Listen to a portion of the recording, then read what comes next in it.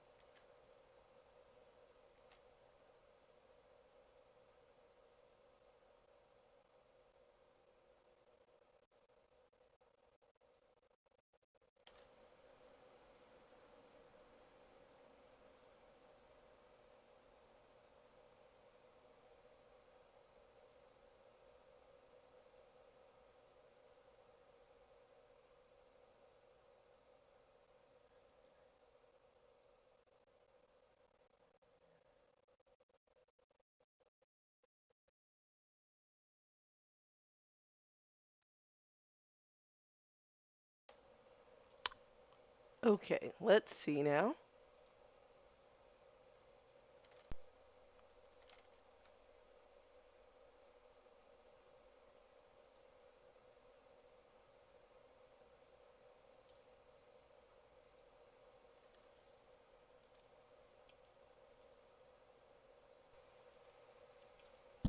Mic off.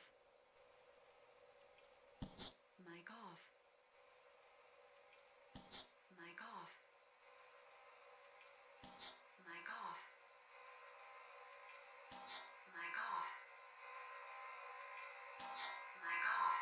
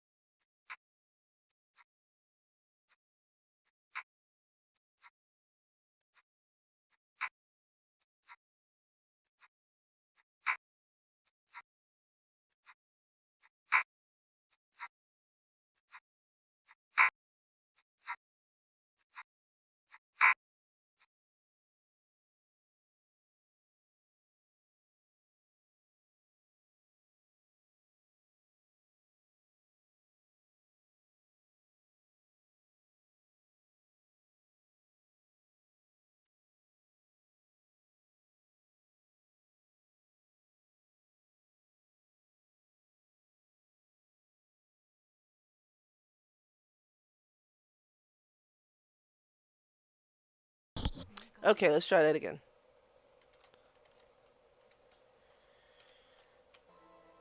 There we go.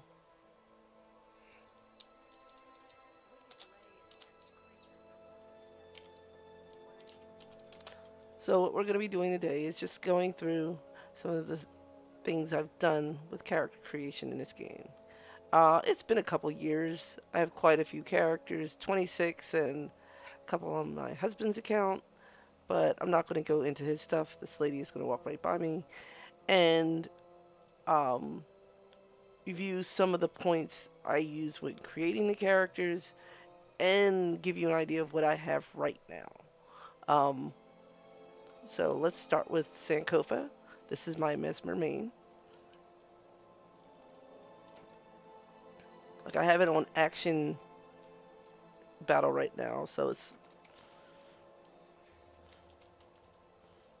gives me a little bit of a boost. But let's see what I have for her.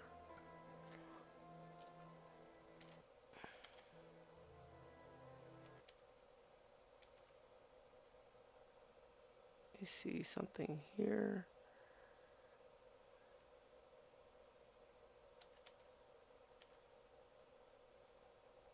My goodness. So with Sankofa, she's a mesmer. She's hyper focused on being grounded in reality. She has Always been brave and outspoken, and that's how she's found her friends. Um, but they tend to kind of bicker between themselves, and they're as problematic as some of her fiercest foes. Um, she does have issue with nuance and trusting others. She doesn't like surprises. Um, she's deep insecurities about being alone and abandoned again from something that happened in her childhood. Um, I she's best friends, I believe, with my warrior berserker, uh, Sarah. Yeah, you just go back over here and go over here. Um, Let me see. She's part of the Order of Whispers because secrets and mesmers. For those that don't know, mesmers are masters of illusion. They tend to have things associated with them like uh, portals and butterflies and some support buffs. But they're, if you were playing WoW, they would be mages. They also deal with hexes, confusing their foes. Um, the Mesmers in Guild Wars 2, however, unlike their counterparts in Guild Wars 1, have the ability to use Shatter. So let's go see how that works. Let's get out here. I'm probably going to be spending more time on her and a few other characters than anyone else. So we have that guy over there.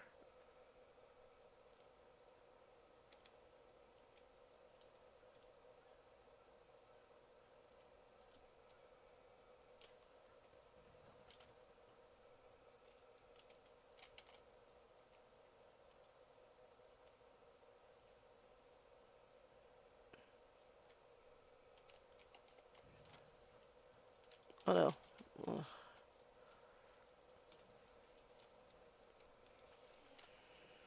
Time to do some real damage. Okay.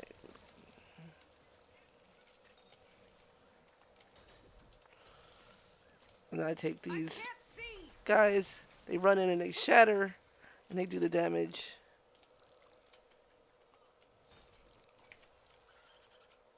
And that's how I take care. Ooh, I have a problem. I will always have this problem. I cannot let single a single item go unharvested. I've got to pick it up. It can't not be harvested. The other thing I do like about this game is there isn't any type of respawn timer when somebody comes by and takes a resource that they can take it from you. That is, if you see a resource lying around, you can pick it up immediately. The drawback for you is you don't have to wait for its respawn from someone else, but you do have to wait for it to respawn for that character. So you can harvest stuff for crafting with one character and then log on to another character and then harvest with that. But not to get too off from what I'm doing. Um, I also wanted to talk about things like my glider. Let me see if I can go up here. Um, Cosmetics in the game are sometimes earnable, but I try to, with most of my characters, I don't like making them too flashy. The flashy thing I currently have on is an 8-year uh, infusion where it gives you a little bit of an aura effect and sparkles falling off of you, but that's light. Let me see if I can show some of the damage that might be over here. Anybody? Anybody? Let me see something. No, I don't see it. No, it's just there isn't anybody here. Nobody is here. Oh my goodness. Let me go to a less pretty place.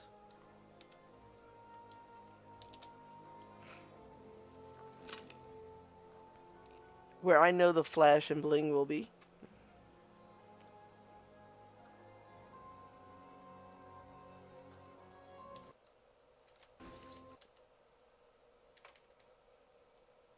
I hope everybody is having a good night. Okay, so this isn't so bad. This isn't so bad. They're just wearing different. Well, there we go. There's something right there. Yeah, they're glowing green, and you have all sorts of stuff going on with her. You can tell we're getting closer to the end of Dragon's release due to the fact that we're starting to get a lot of things like cat ears and different colors. This lady I saw earlier, she wanted a different character. I like the aesthetic of the look. It looks like it goes from one color into another. But she's covered with bees. And she has fox ears. And she has same face. But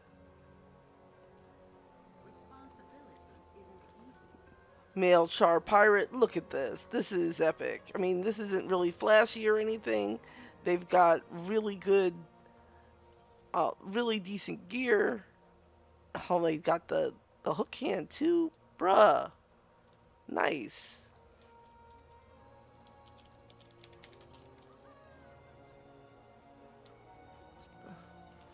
Wow. So this guy, he's got the frost.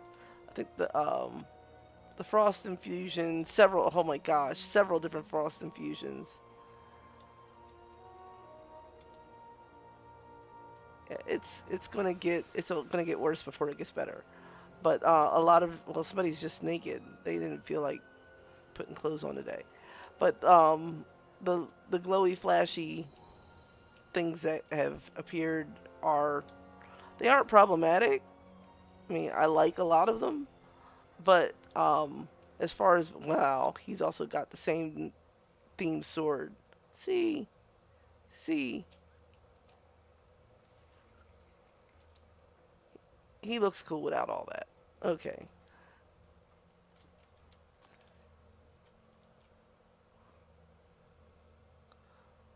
so what we're gonna do is first I'm gonna get this is Doa.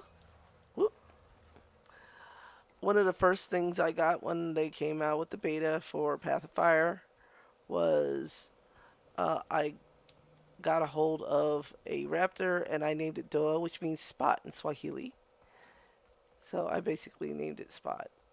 And it is a her. The raptor you get is female. I did not know that before. Um, but I upgraded to the Canyon Raptor because it has a nice contrast with the horns and the scales, and I can get the gold and purple I need to make it look aesthetically pleasing for what I'm trying to do. Okay. But the Raptor mounts have the long horizontal jump.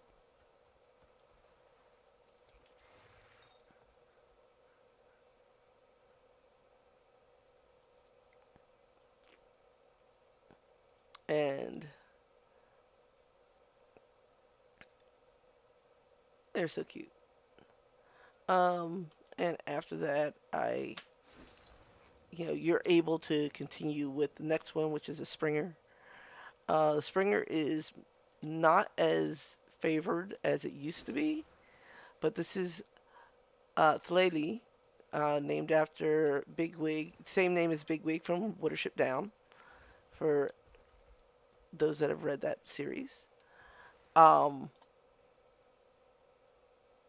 like I said, once again, not a very flashy mount, not a very flashy look. I wanted to keep my grounded character looking like they're grounded. There are some characters that I decided to go all out on, but she's not one of them.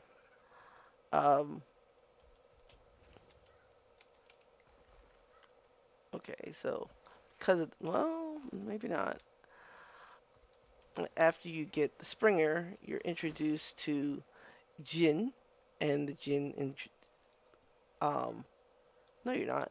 First, you get the not necessarily the forgettable one, but this is the skimmer. It allows you to go over surfaces that might be dangerous, like lava, or in the desolation, the sand that can kill you. It also allows you to hover over water so you don't have to swim, which is primarily what it was used for recently. Um, what they introduced since they're bringing in End of Dragons for the next expansion is the ability for the skimmer to dive. So now you're able to skim over the water and suddenly submerge yourself. Things that you didn't notice before, definitely noticeable now with the skimmer being able to go underwater. I mean, yeah, you can swim and you can see all those things, but you aren't going to. Well, you really can't appreciate them when you're just trying to go through places and not get killed by enemies. When you can just swiftly go through enemies and get to the next area, then it makes it a little bit easier. Okay, let me do this. And after that, now you meet the Jinn and the Desolation, and they introduce you to the Jackal, which you can see the reason why I chose this version of it. It's got butterflies, it's crystalline, it's got even a butterfly-like mask. It is everything that is mesmery, and it is known as Liss. Oh, and I didn't mention the name of my uh, skimmer. It's Heliotrope, and the theme for that one was if from the movie and animated series Beetlejuice. I made it look like one of the sandworms, but this one is simply mesmer themed, and this is very pretty.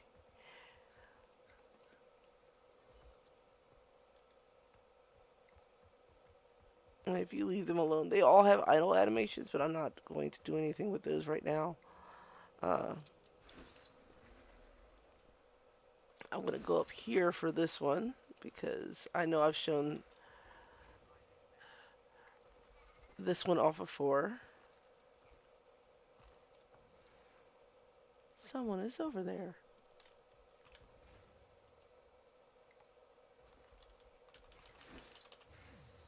This is Aquila.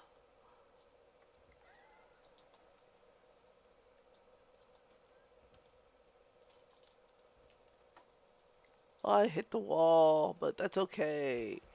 I'm still fine. Um, After you beat the game, yeah, and I got to meet this person over here. After you beat Path of Fire, you start getting little clues of a possibility of some odd creature out there. And you go on a very interesting quest in order to um, save these legendary creatures that are griffins. And once you gain their favor after rescuing enough of them, one will be able to come to your aid at any given time. And this is the one I chose. The Griffin is indeed the fastest mount in the game. It is various, if you need to get across a map to meet your friends, you've never been on a map before, if you can get to a high place, you're good. A Griffin will get you there. Um, they have the ability to dive, and then you can pull up and come back up to where you were. Sometimes even go even higher. But the ability to dive bomb like this is like I got higher than I did when I first took off right there. So yeah, the Griffin is a pretty amazing critter. Um, After a little while, we thought the mounts were done, and they came up with this one, which it's going to be kind of problematic because I am not really good at this.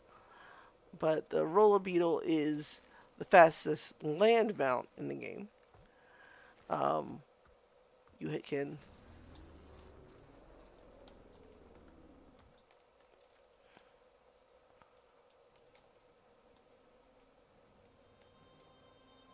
okay.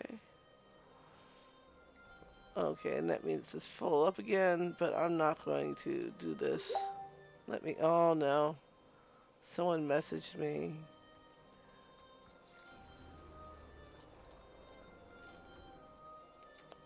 I don't know how to do that. I don't know how to do a drift turn all of a sudden.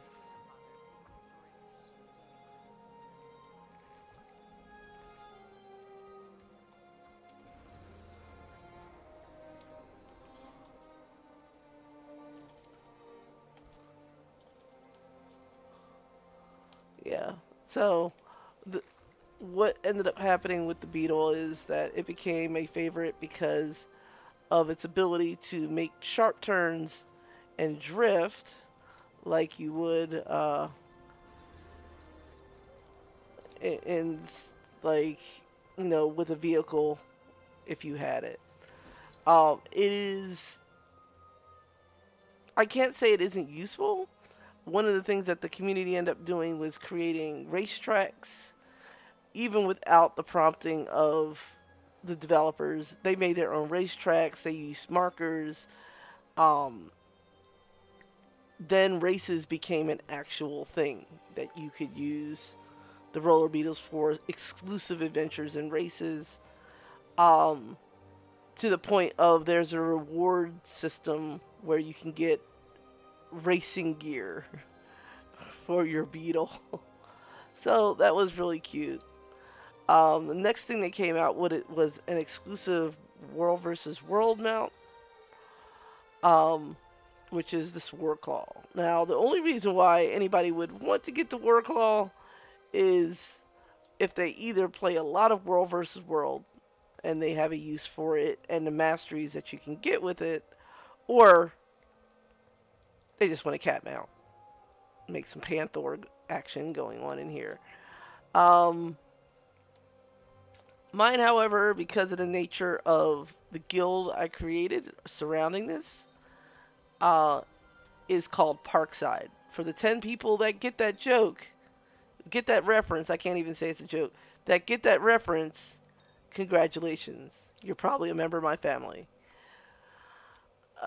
And the other one, let me see, is the newest mount, the latest mount, is known as the AFK Dragon. Ta-da! It's the Sky Scale. Hello.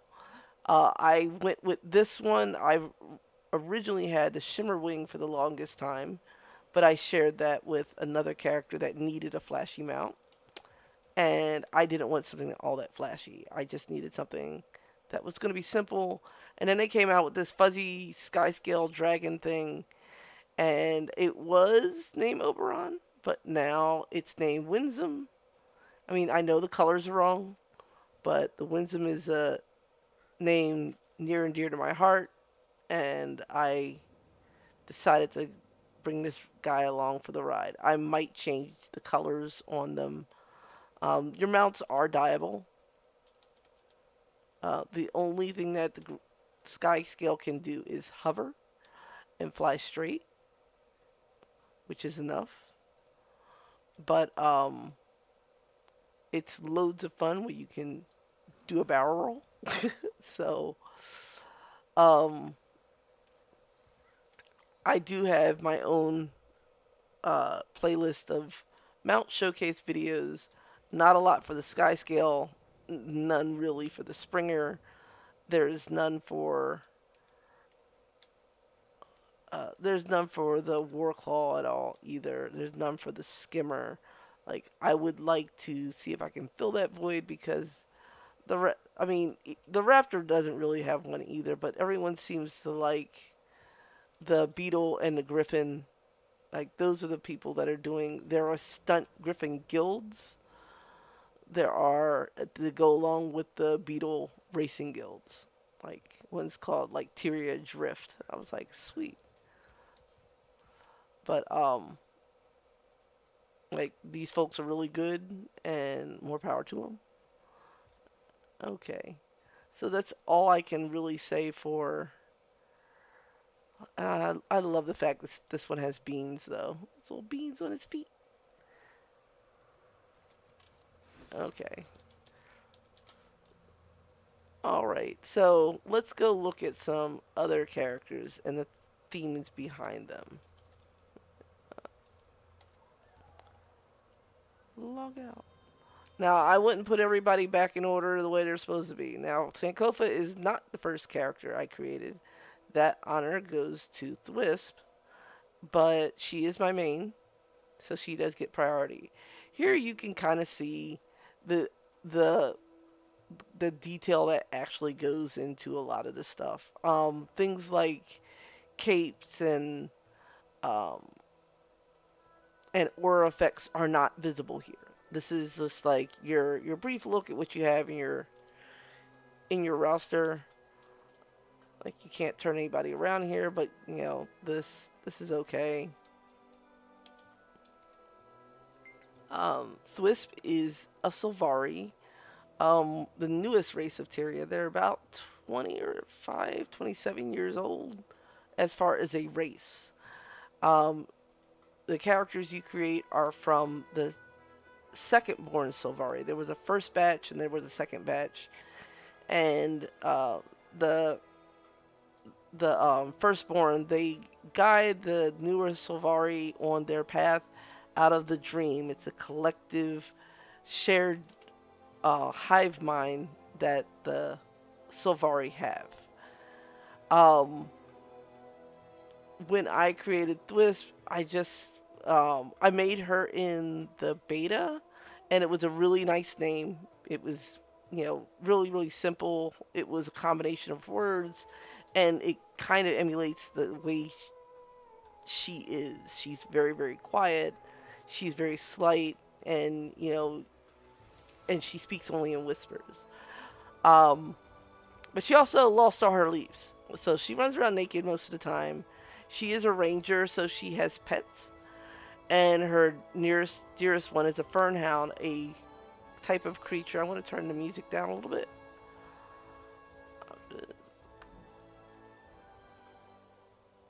Okay, I could have done master volume.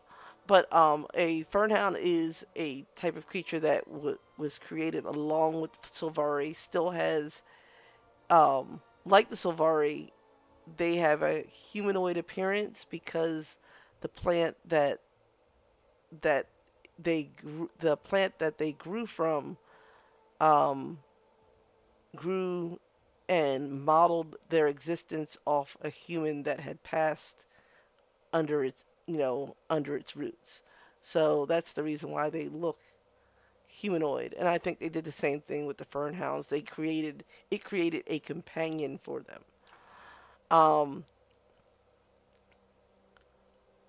but Thwisp's story, she's just, very, very adventurous. She's curious, and she lets her animal companions show her their secrets, and she knows them.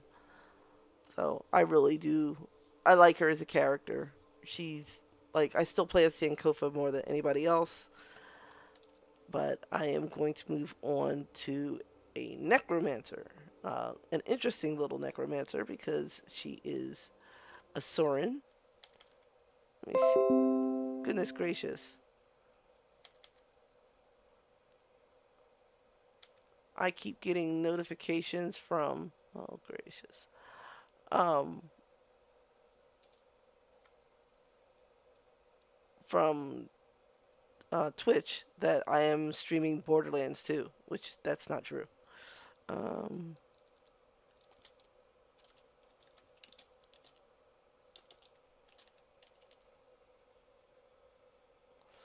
okay, so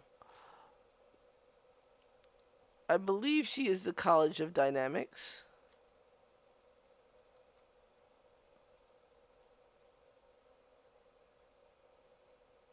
Yes, she is in the College of Dynamics. That's important to know. So, one of the things about Asura is, aside from the fact they look like little goblins, is that they're techno nerds. They're like technical nerds. They're kind of like gnomes if you were playing World of Warcraft. They tinker and stuff. They make all the high end technology that you see, the gates and things that we interact with to you know make Tyrian quality of life a little bit easier. Um, but they are very much full of themselves. They are the smartest and best race, but as they like to call themselves. Everybody else is kind of getting close to what they're doing. Um, they have been compared to, well, the college that they're from. They have three colleges.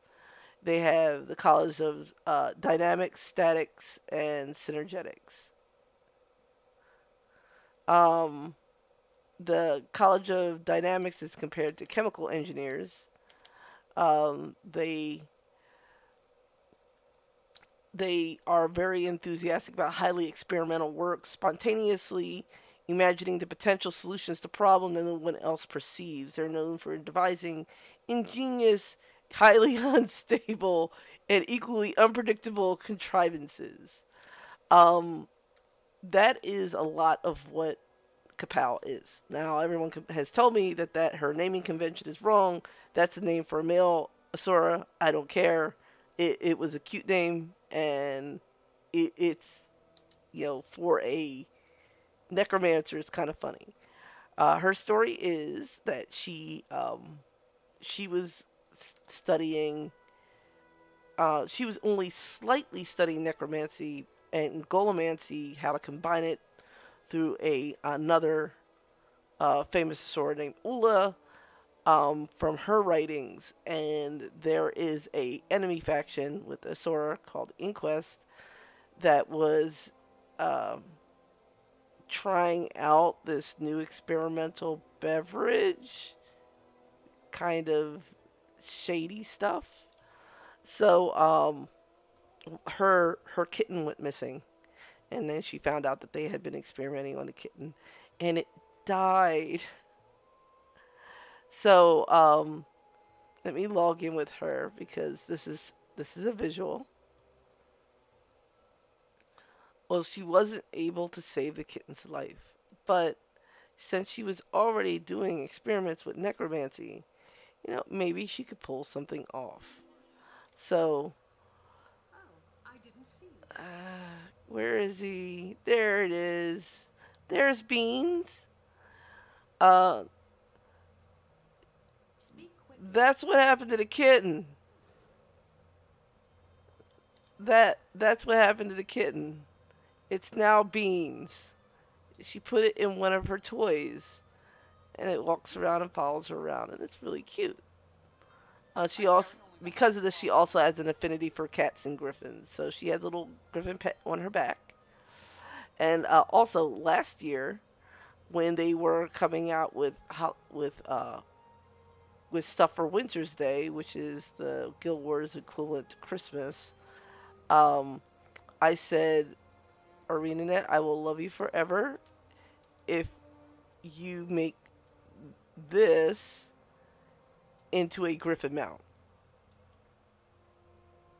I have so much to do. Somebody was listening to me. So I didn't do anything to change the way this looks. It looks just like Beans, like perfectly. So this is her mount for her griffin. And it's amazing. There is one other mount I have to show off because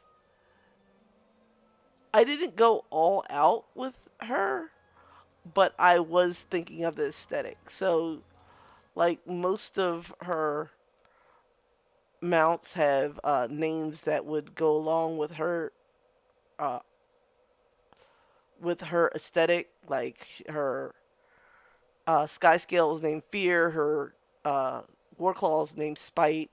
Her Skimmer is named Curses. Her raptors named Agony, all that sort of thing. But she has a Springer named Plague.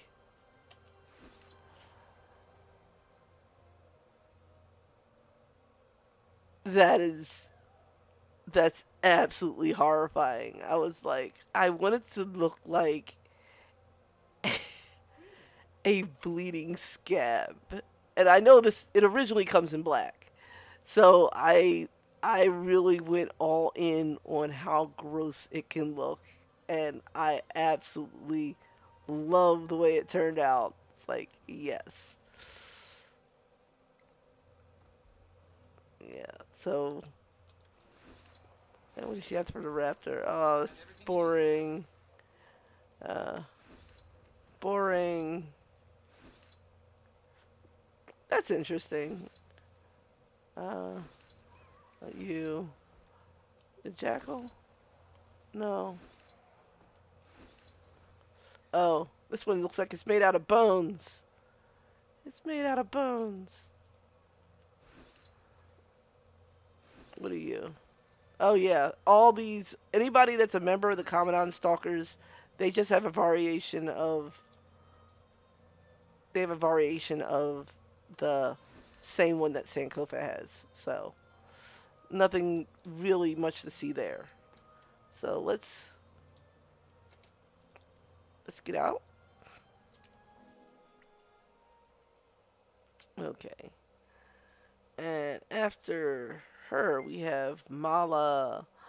Mala is based on my old cat Augie. Rest in peace. Um, I really haven't figured out what her specialty is. Like with um with Sankofa, she's a basic shatter mesmer. For uh Thwisp, she is a basic beastmaster. For Kapow, she's a basic minion master. You can specialize in other things. This Mala's a basic guardian. She does the guardian stuff. Um, you can kind of compare guardians to paladins in a certain sense, but not really. Um, she's best friends with Sarah, so because they're both vigil as far as their order that the order that they chose to join. Um, and one of the things I like about the Char and the Asura both is that the body dimorphism isn't too crazy. Um,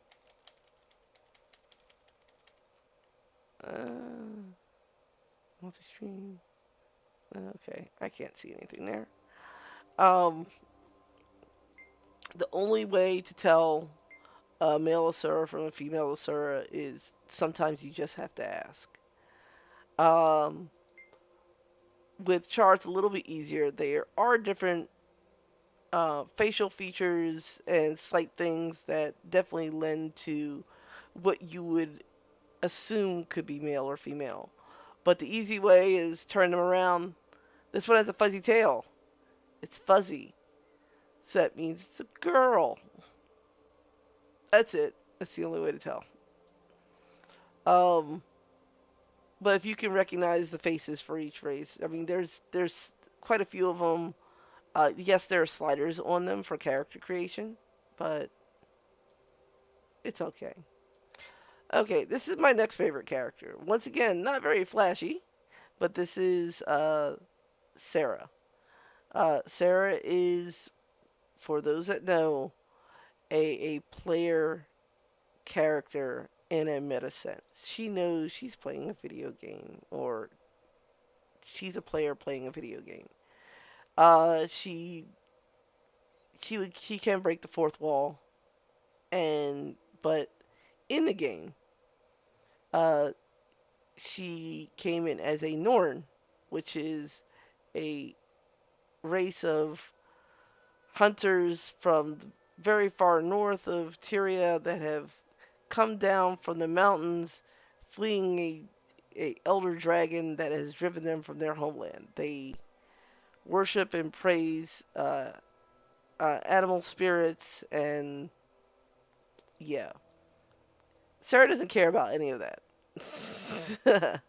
Sarah's a cook.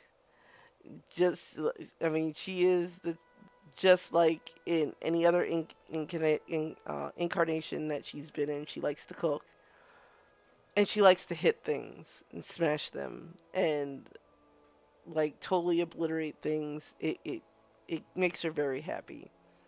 This time, she does not like pirates. Pirates are not cool. Pirates aren't fun. She actually has kind of a uber dislike of pirates, though she does not know why. So that's questionable. Um, like I said, she's friends with Mala, but Sankofa is her best friend now. Excuse me. She calls her a flaky Mez because they can fight, and for the most part, Sankofa wins. Mala made the mistake, and I have to say it was a mistake, of suggesting to stop using a greatsword and start using a hammer. Even though she's a warrior, she has one of the first specializations that was introduced in Heart of Thorns called a Berserker, in which she can immolate herself and burn foes up around her. It also gives her might. It is a crazy build that can stand up to just about anything. So this is one of those combinations where it's not just a fun build, because that's also thematically what I do like, is putting something together that I will enjoy playing. I do enjoy playing Sarah as a character, and it is a very effective build. Um, it almost has the same type of impact as the Reaper, which is another build from Heart of Thorns. She has the ability to chill and cause bleed on a weapon swap, and then while someone's slowly bleeding out and trying to get away, she can unleash a devastating double attack that knocks them down and then smashes them for the maximum amount of damage. If she had her crit maxed out, I don't know what I would be capable of with her. She is just dangerous. Scary.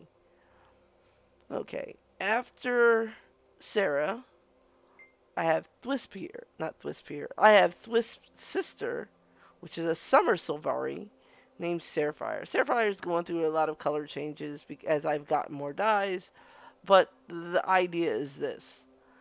She's an old character, but she's new. She's got these insanely dark eyes that don't seem to go with any of the rest of her aesthetic. Um, Looking really, really alien. And then she's got this really pretty color motif going on here with the gold. She's got the Dueno weapons, which have the same color. It's like, I consider her one of my prettiest characters as far as design. Um, I had somebody that had just wandered into the Savari starting area, and I had the golden wings on, and they had been downed, and she swooped in and picked them up and then healed them with her water healing spell. And he's how beautiful she was, and he's like, I might go make a Sylvari, and I was like, yay, I did it. I made someone make a Sylvari character because they thought she was pretty.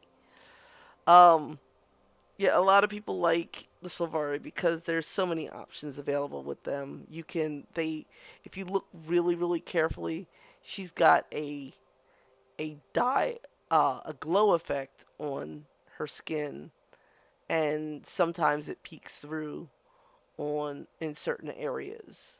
So it's kind of like a golden glow effect. Um, she remains advocate for Thwisp since Thwisp doesn't speak all that loudly. It's a it's a callback to a previous relationship she had where she is a protector and voice for her sister. So that's interesting. And speaking of sisters, finally going to talk about this one. Okay. So this is my kryptonite right here. This is Toji. And I have absolutely loved Toji as a character from the day they were created for my Puzzle Pirates comic. The story behind that is that we went to the zoo and there was a cobra that was the most depressed looking cobra that you could ever think of. And kids were teasing it, was tapping on the glass, and it was kind of like if the situation was different, those kids would be those kids would be hurting.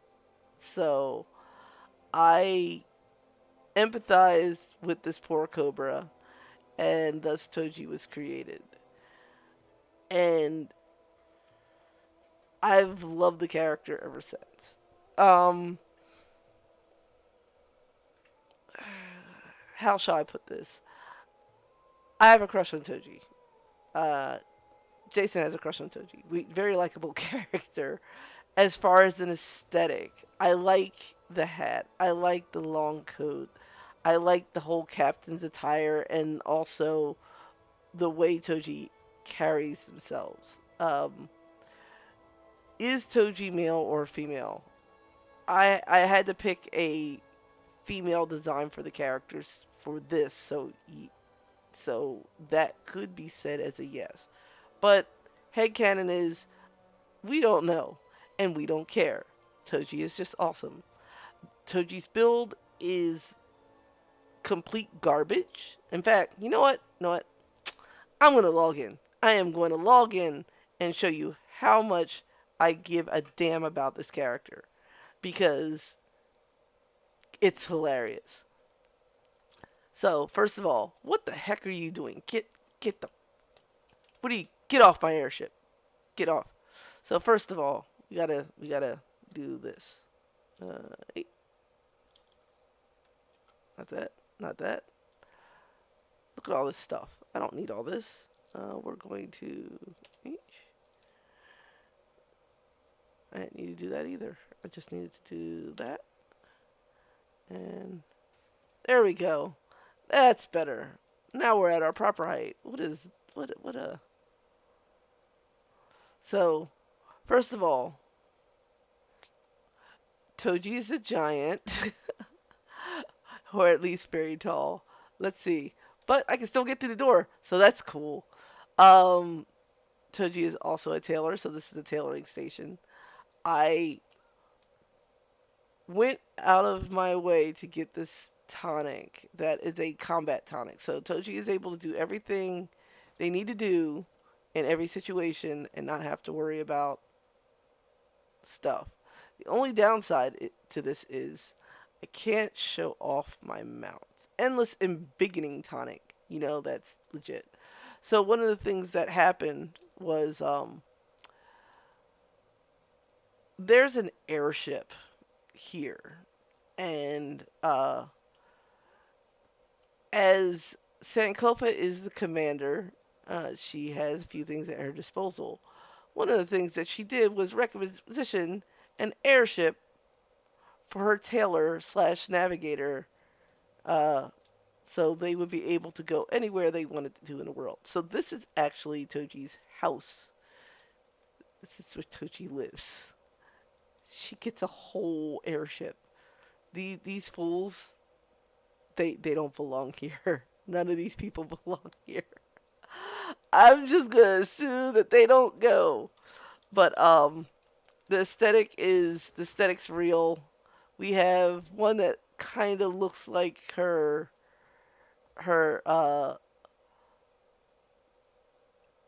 yeah, I believe there we go again. I don't need to watch that. We're just gonna look at some names. So that's this is Harlot. These are parody sort of names. And let me see. We have this one that is Poe. It was a Springer for a second, but now it's Temple Gecko with the same aesthetic. I love the way the gecko looks. It's like, you gonna lick your eyeball again?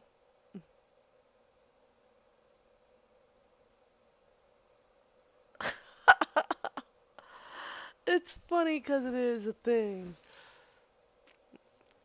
Okay, and this one's the angelfish. Uh, for obvious, well, Toji's original ship was called the Lonely Angelfish, so this one's just called Angelfish. I'm fine with that. I'm fine with that. Um, uh, this is this is One-Eyed Jack. It's got both of its eyes, but does it? What's that in the center? I don't know. But it looks really awesome. Like you could put this on like a pirate flag and that would be awesome. So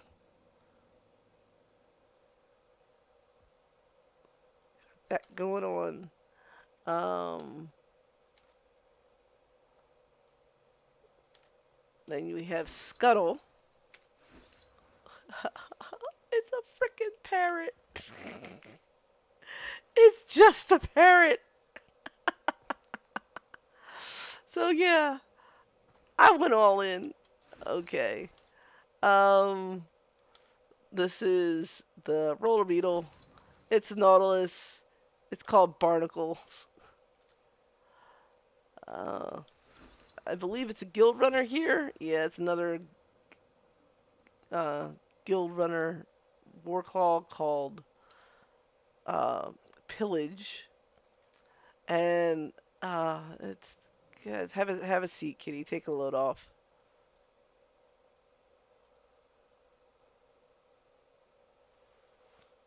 Like, let's go. And then it's the sky scale. Oh God, I had the broadhorn. I got the broadhorn. It's it's a little chunkster called Chumgus. the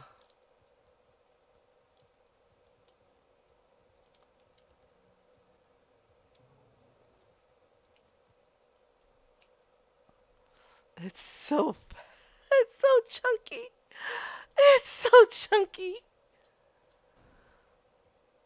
Wait, did it land with a thud?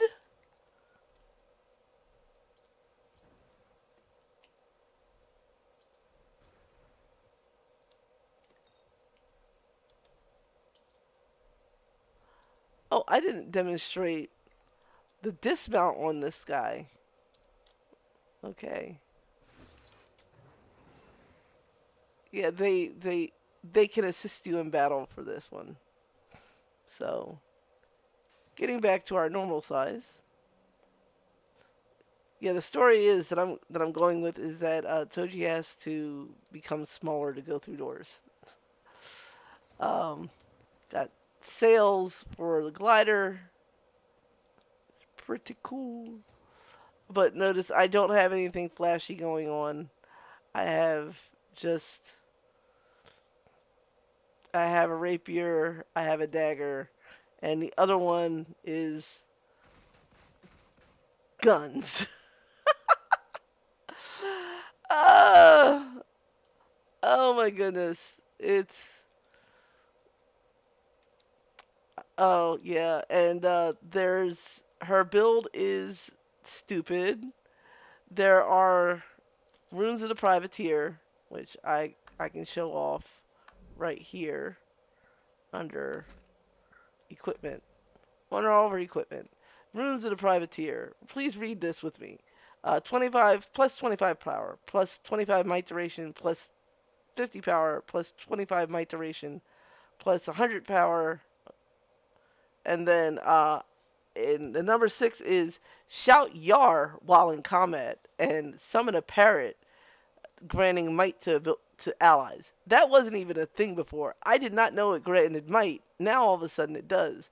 But you summon a parrot that fights with you, and you can say yar. So yes, it was absolutely worth it to get these.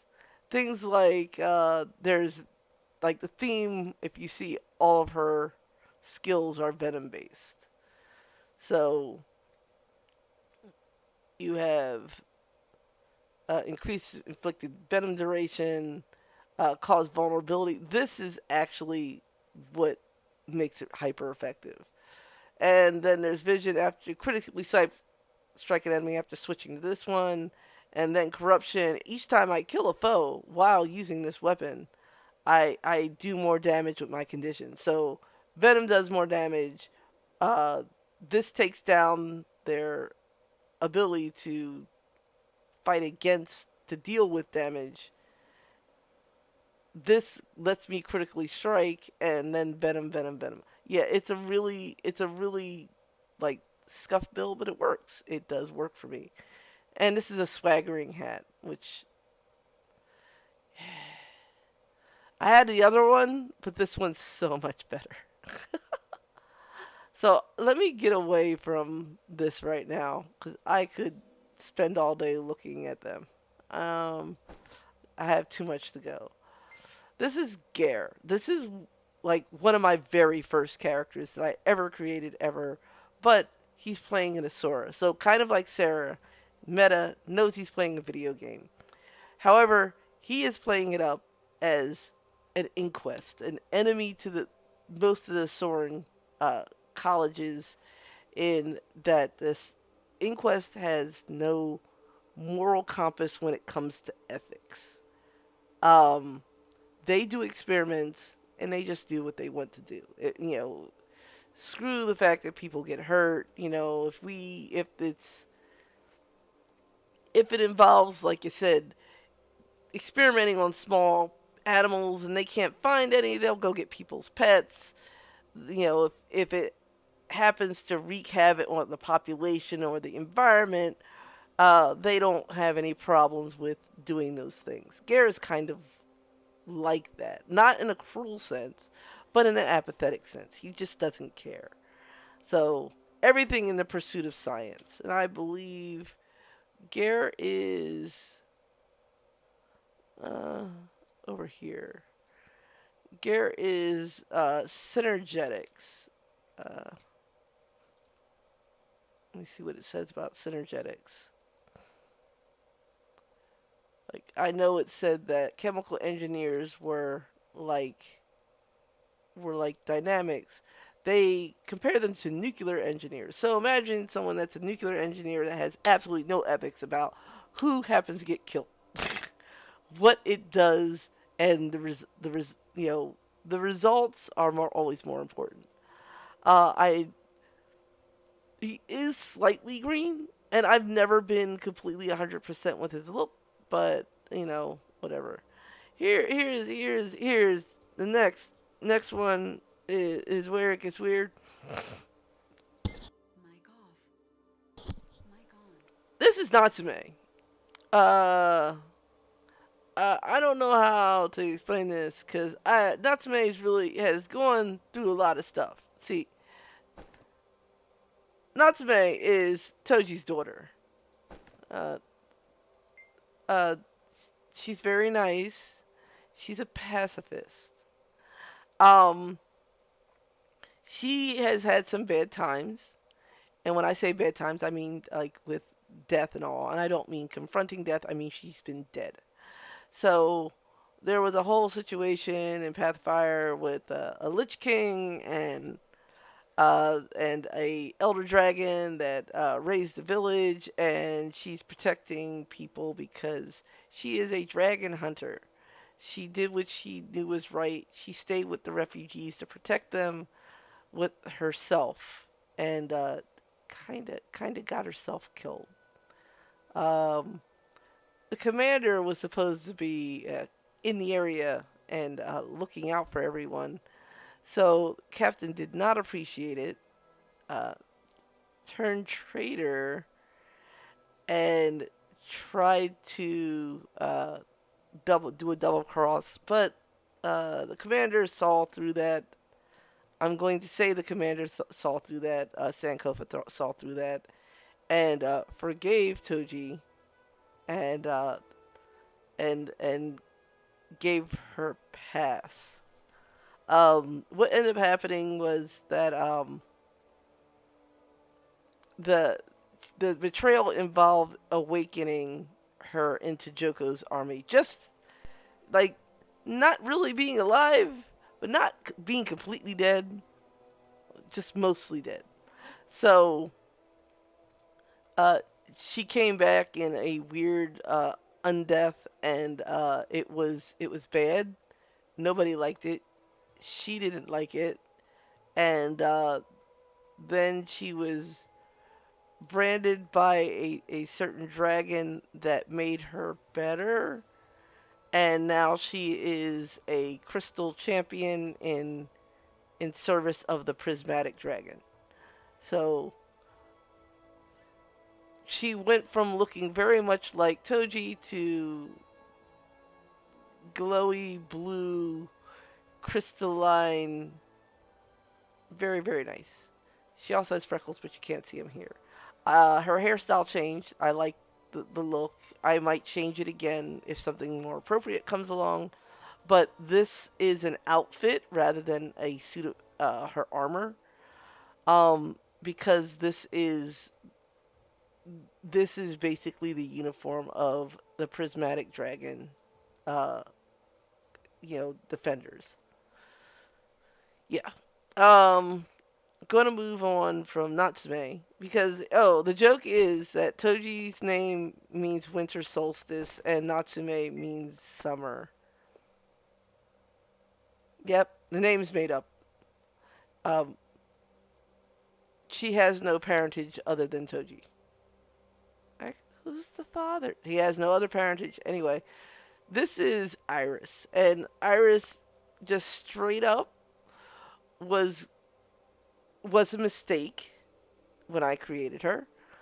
Um, the ideal originally was to have a character in each race that did one profession.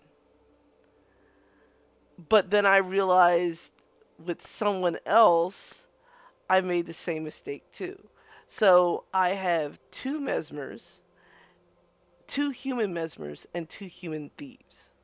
Forgive me, but this was too good to pass up.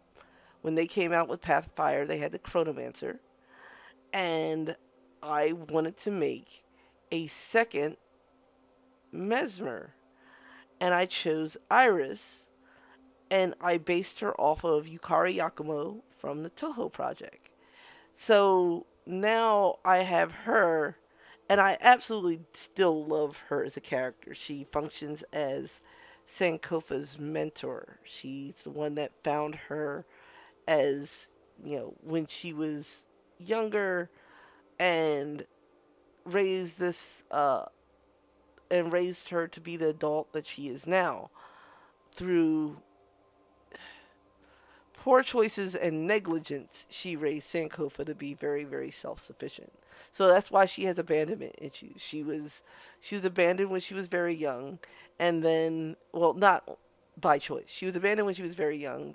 Iris took her in, and then Iris abandoned her again, and after the Great Collapse, in which the Great Collapse was a calamity that befell Divinity's Reach before the the game was released. And it came to find out that the reason why was because when looking at the clients that they had for Asia, they didn't agree with the fact that they were mixing different aspects of Eastern culture. So rather than being able to make it in time, they just said, forget it, we'll just destroy the entire area. It's nice flavor. So the Great Collapse took the arts district, which was Canthan, which was very much um, Eastern influenced architecture and aesthetic, took the whole thing, caved it into the ground, and got rid of it. So that was Sankofa's story before the release of the game. So, but Iris is very mysterious. She's also Order of Whispers, a lot older than she lets on. Um, it is in my mind suggested that her and Yukari are the same character, but I would like to think now that it's more of a character in the same vein.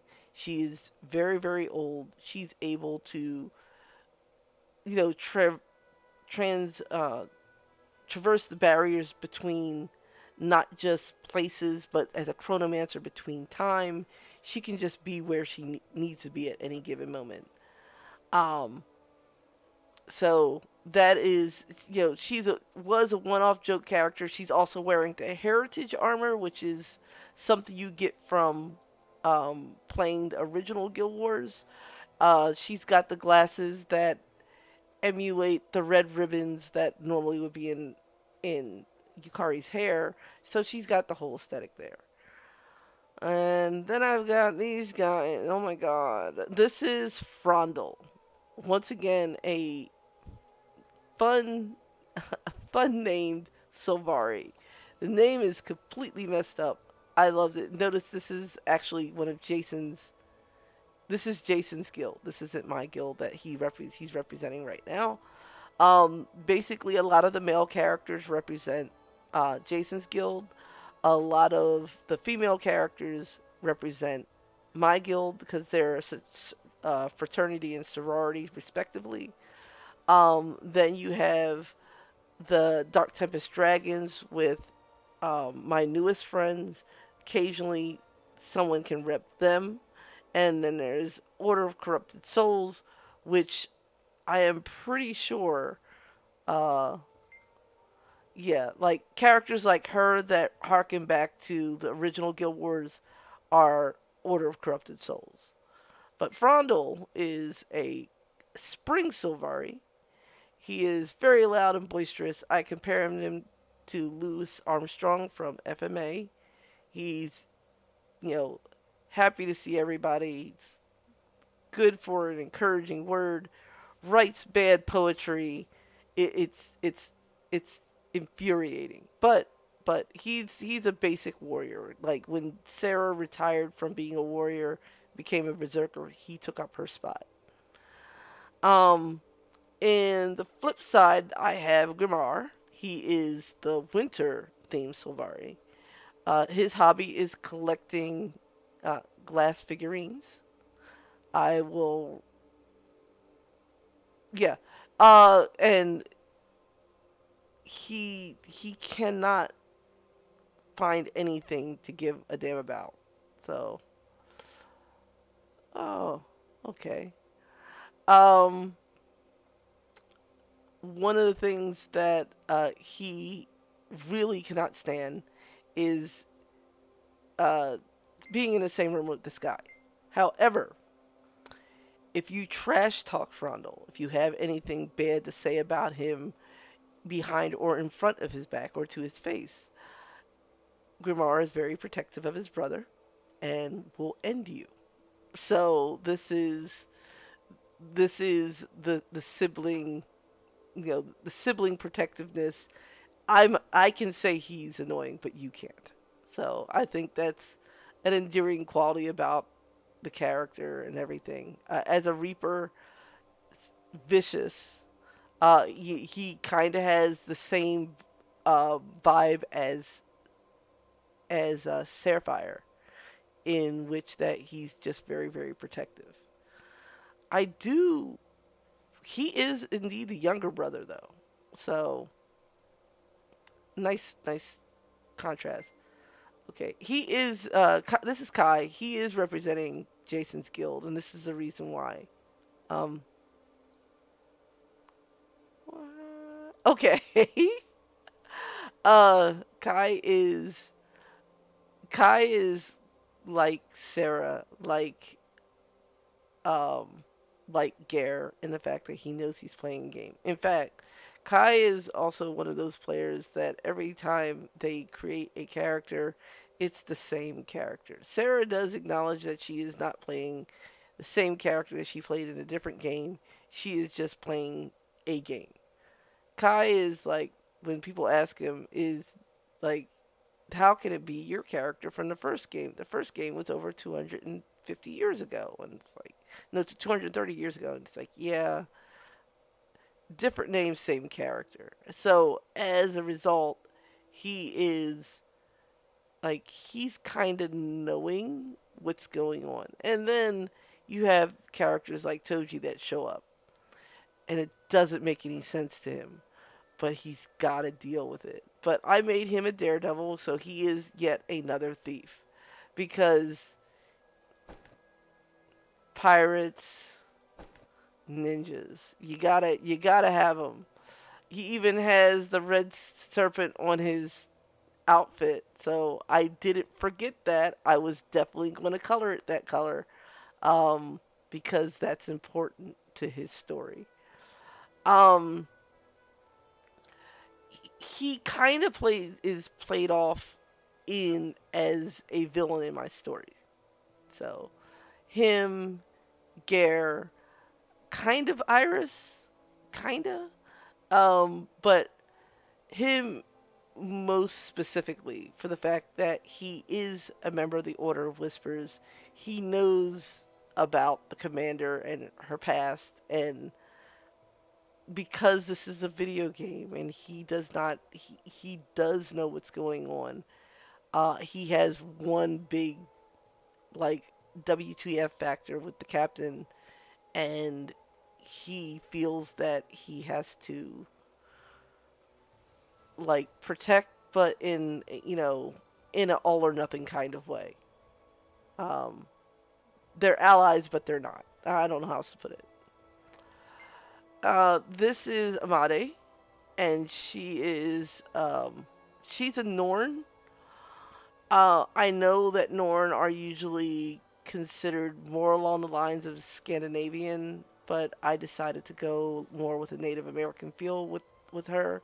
I mean, we're going to go into like the shamanistic qualities of the Norn. I think that is better represented to me, um, with with indigenous people. Just saying. Um, she, she's been blessed by Raven, but she had an auspicious sign when she was born. It was a white raven. So I need to get cracking on Guild Wars 1 so I can unlock the white raven as a pet. One of the things to note that I did not note with Thwisp is that all of her pets, like Thwisp, are thematically named. So with Thwisp, all her pets are thematically named after nightshade plants. So she has her fernhound named Mandrake, and she has her pink moa named Petunia, and she has a boar named Potato. So they're all like named after that. Hers, because of you know being thematically Native American, all of her pets are named after Lenni Lenape locations and places in the Delaware Valley where I grew up. So, um, what was it? Let me see. I have over here. Like I keep lists, folks. I keep lists like of everything. So let me see. We have over here. So she has. Her raven is named Rockaway. um.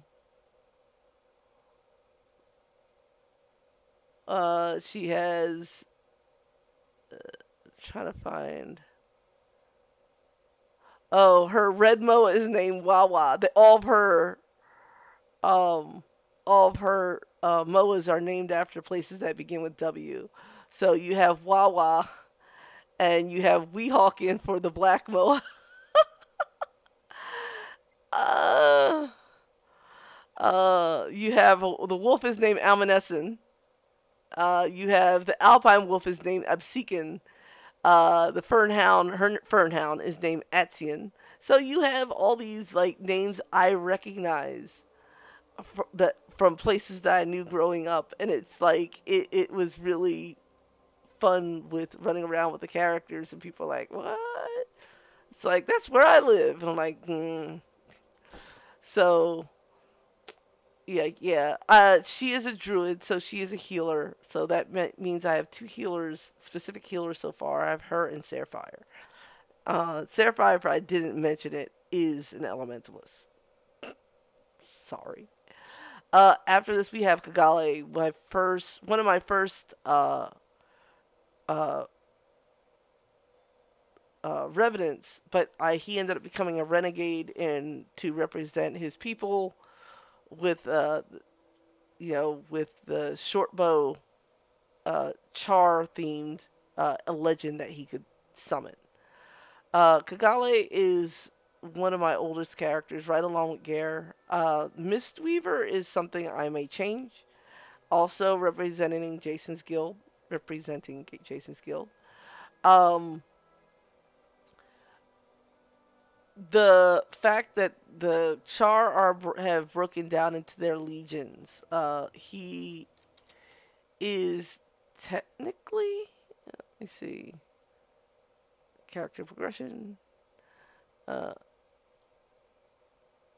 Technically he's Ash Legion, but there was a fifth Char faction that was discovered in the Sandswept Isles, and he is officially part of that group. Just had to do something for flavor.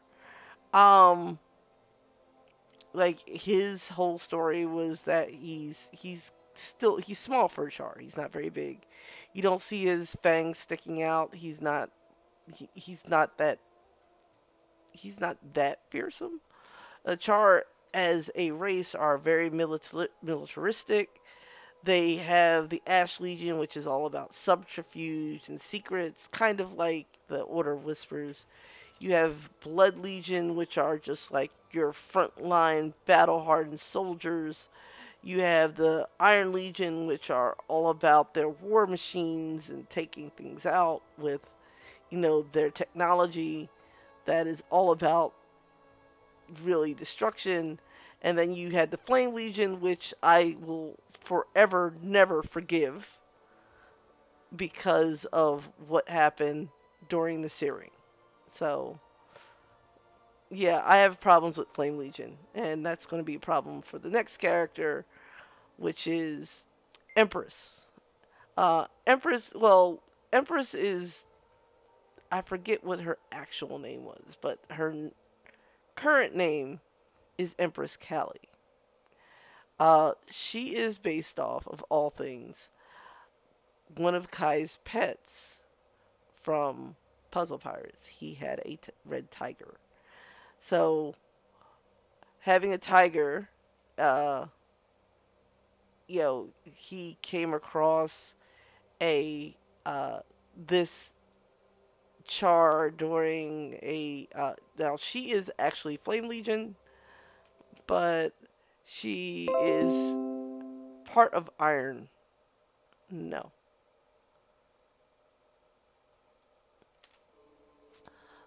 She's part of Iron for flavor purposes, just like Gale, and she is goes to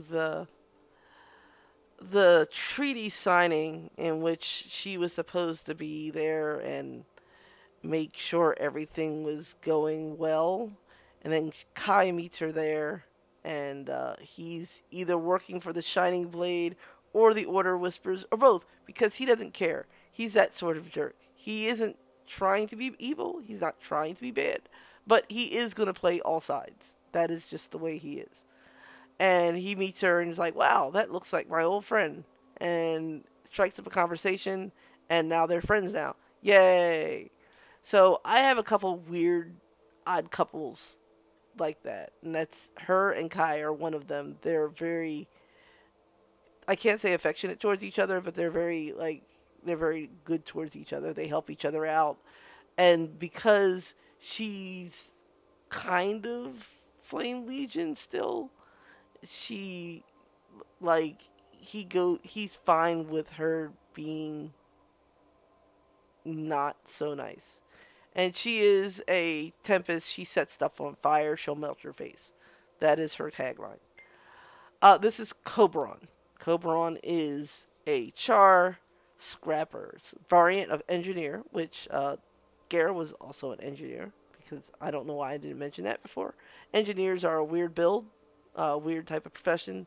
They use gadgets and tools rather than specific weapons to fight. So if they equip one of their tools, it gives them uh, a whole new set of stuff to play with on their skill bar. Very, very weird, kind of cool. Same with this. The Scrapper, however, has access to hammers and drones. So he can come after you with drones and they can do all sorts of things to you, buff allies. But the funny thing about Cobron is he's a prankster.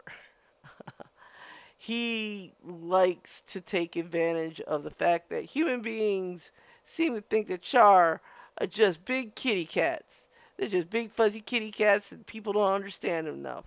So he plays into that and he like pranks his friends, like tells them like, yeah, you don't know, but that guy over there, he actually likes belly rubs. And he likes to play with catnip and all this and like just trolling people, just trolling. Um, his best friend, oddly enough, is this little muffin. And this is Kava.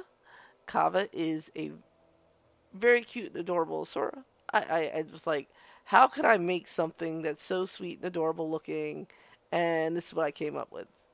She looks like a little mousy, and she's got these big dark eyes, and you just want to hug her. But one of the things that she has had a problem with, and this is an outfit, so she looks like she's wearing a little schoolgirl outfit. It's like, wait for the dust to clear.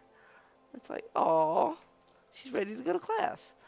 Um, she's had a problem with being heard. She's very quiet, and people overlook her. She looks very small and adorable, and nobody pays attention to her. So when she has ideas, and she's really smart, but nobody pays attention to her, and she's representing the dragons because reasons. What about, yeah, they're both representing the dragons because they're all in this together. Um, she uh ended up joining the Vigil, oddly enough, because everyone's like, oh yeah, she would join the Priory or something like that. But nobody would pay attention to her in a Priory if she was doing the research. Nobody pay attention to the Whispers because, I mean, yes, they keep secrets, but they eventually want to know what those secrets are. Um, with the Vigil, like you just get orders and you do them. But one of the things that had happened is that some people got caught behind enemy lines when they were fighting the Risen, and she went to go save them, but she was too late. So she devised a emergency transport system to get people out the battlefield as fast as possible. And nobody was helping her with it. She was doing it all herself. And Cobron saw her working on it and felt bad for her when she got injured, and he's like, I'm smart enough to help you with this, and he actually sits and listens to her. So now they're the dynamic duo in which she helps him with his pranking, and it's really cute. I am about to lose my I'm about to lose my headset. Charging Oh, battery. now it's charging. Cool. This is gonna go on forever. Okay, now I have Bear Shaman Batanga. Now, with Path of Fire, they introduced Scourge, and I didn't know what to do with this character, and I was like, I have to make a Norn. I have to make a Norn. The next thing I have on my agenda is making a Norn Necromancer. What the heck am I going to do with this? Well, this is what you do. You make him a bear shaman, and you name him Batanga after an Angelique Kidjo song because I like that song. Um, Thematically, he looks very much like someone that came out of the music video too. But he is a what we would call a JoJo. It would be a storyteller. So he's got his books, carries scrolls around. He's going to go out into the world and tell the story of his people and learn new stories along the way. And he's going to write them down. And he is officially the bard of my stories. He's telling the story of the commander and her friends, and like that's what makes him an awesome character. He as a Scourge, haven't quite got the hang of it yet, but I think it's pretty cool. Not a joke character. Kamara, Dawn Splitter, is a holosmith that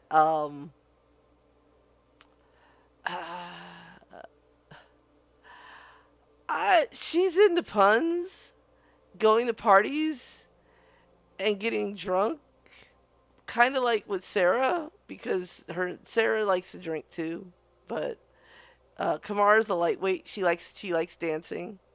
She likes going to parties, and this this whole aesthetic came first. Then I had to come up with a story, and the story seems a little bit messed up. But regardless, like she's got the glowing hands. I don't like the headpiece, it sucks. But this piece down here for the bottom and this piece with the butterfly, I had to have. So those are like the stipulations for this. Like, this is okay. This might even change. But as a whole ensemble set, it really looks nice. It feels Elonian with the patterns on it and the tassels. Her story is that she likes to make puns and jokes. She goes to parties. She usually ends up passing out first because she's not she's not really good at holding her liquor. But Sarah, as a joke, gave her her newest weapon, which is a sword. But the Hallsmith sword, it's a lightsaber. It's just a lightsaber. It even makes lightsaber noises. So her logic is not that it's for fighting, but it's really going to be fun at parties because and raves and stuff. So yeah, her pets, her excuse me, not her pets, her mounts. She named them all like dumb names. So she has a star scale. Like all of them have this the I'm gonna have to just show. This is a character that I did give the glowy styles to. Uh, and it's gonna be problematic because I know exactly where I am, and it's gonna be a problem. So we're going to we're going to do this. Not enough room to mount. Okay, so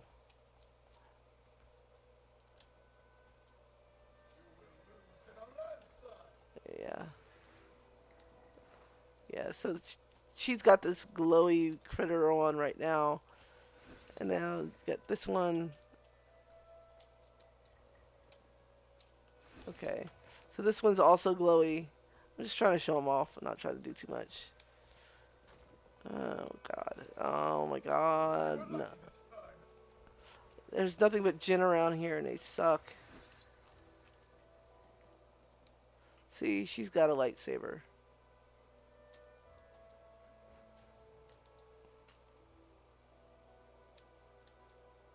So we have, after that we have this one. So that, and that. Then you have this one. And then you have this one.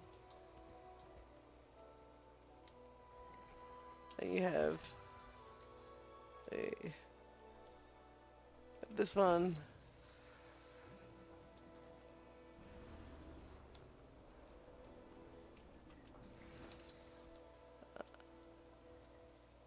I don't don't want to fight you.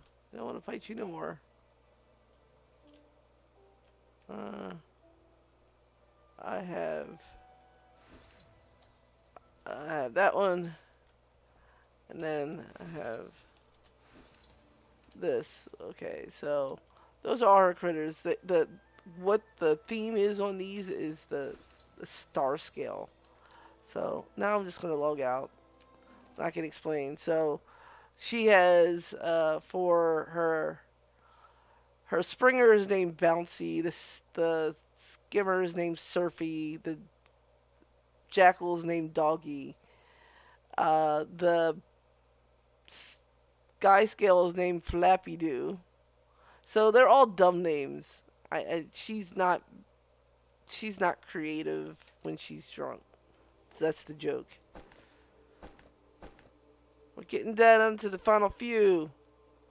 We have Effie, which there is an Effie in the game that came after the fact, so that was kind of disappointing. But she was a char child. But Effie just means beautiful, and think it was Swahili. I forget, but it was either Swahili or Yoruba. Um, Effie is a Deadeye, so this is another thief build. Deadeye is basically a sniper, and she's got an eye patch. She has the normal skin that she has on this face model has a little patch there, so I decided to play it up as if it was an injury. She it helps with her aim.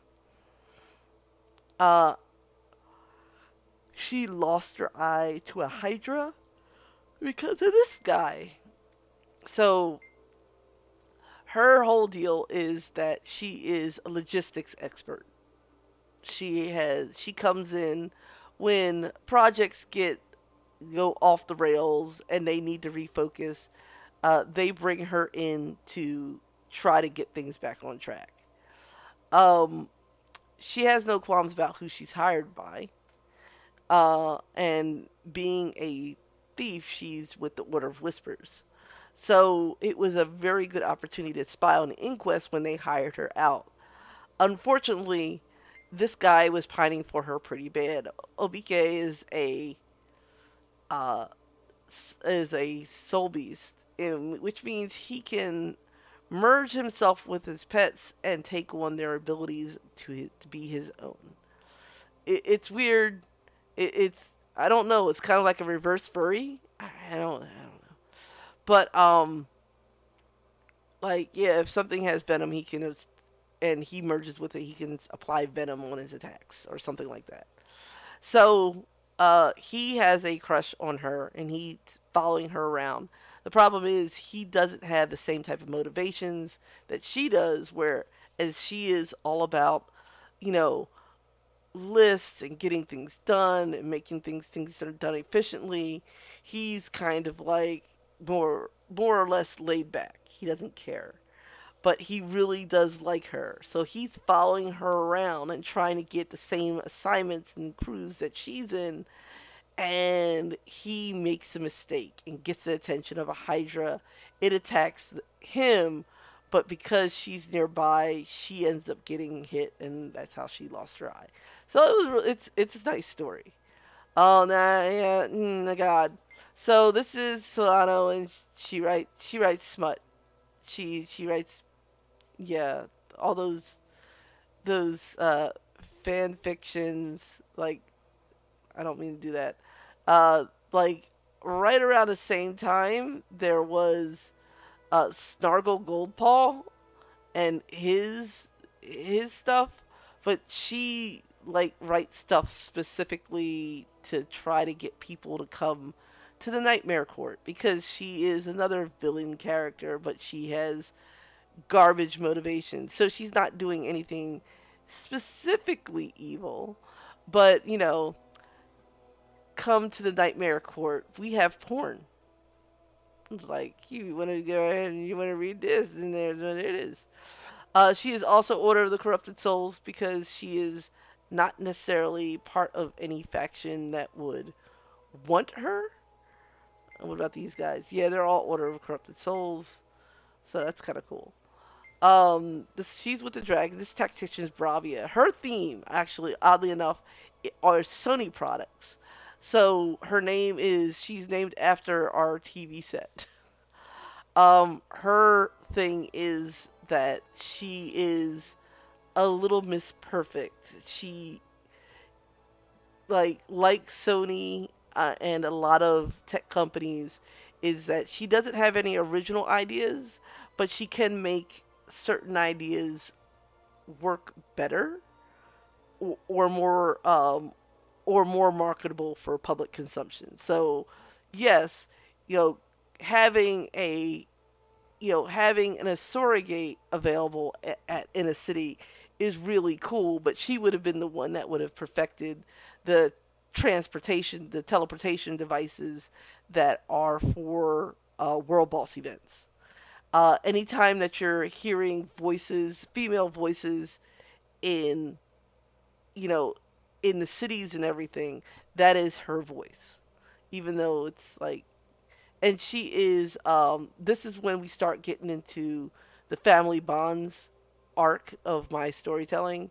She is uh Kapow's sister. So yeah, like some of the names for her mounts are Wega, Exmore, um Xperia. Yeah, so all named after Sony products. I didn't name anything Walkman, but I could have. Um, this one is is a character I created for my sister on her birthday. So she has the same birthday as my sister, my younger sister, and she is a weaver, able to weave all the four elements. So basically, she is she's known as the Star of Istan, and she's basically the Avatar. She's able to wield all the elements equally and bend them, to do her bidding. And um,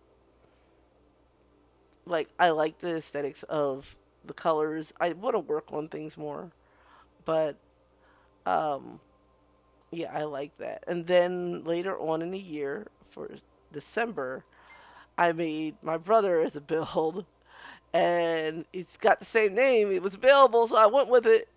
And yeah, she's a member of the Commandant and Stalkers, and uh, so she's hanging out with me, and the Kyrie's hanging out with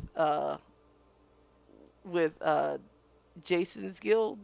However, he's found Cobron and Abike, and they're pals together now, and they do stuff, and it's gonna be pretty awesome. He's an engineer. He's not a specific type of engineer. I'm hoping they release something with uh, End of Dragons, so we can find out if they do, how that's gonna go. I really want to find out what the specializations are. Might be interesting. I might have a bit of a shuffle depending on what they are, because my engineers, other than Gare, are Cobron and Kamara. So that is everyone. That was amazing. So I really appreciate anyone that was able to come by and see what was going on with me. It was actually not as long as I thought it was going to be going through all my characters. I mostly did this because I want to get rid of the test stream in which I kind of went over this stuff briefly, and it didn't go, it didn't go too far, and I wanted to go through over all my characters a little bit more detail, um, because I would like to get back into telling the stories again. Um, Possibly even doing art and animation based on the stories that I have here. But I really hope everyone has a good day, and if you haven't, subscribe, give this a like if you're on YouTube, and everyone have a good day or good evening depending on where you are. Bye bye.